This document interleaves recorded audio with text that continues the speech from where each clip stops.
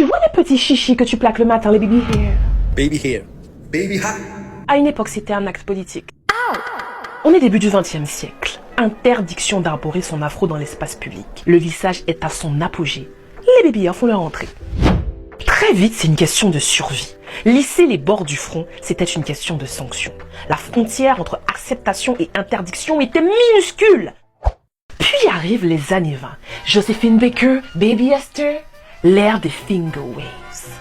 Les edges deviennent une esthétique, une signature.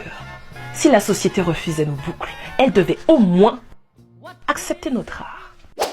Entre 1930 et 1950, c'est l'époque des chignons sculptés, des rouleaux, des beehives. Les edges deviennent plus doux, plus polis, plus raffinés.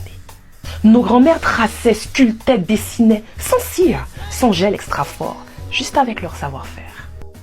Années 70, l'afro devient un manifeste, un cri, une preuve qu'on ne pliera pas.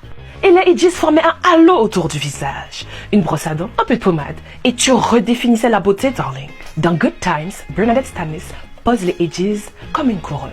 Pour la première fois, c'est un geste de beauté. Que dis-je? De fierté. Puis arrive le Natural Hair Movement. Faut-il sculpter ses baby hairs pour être présentable?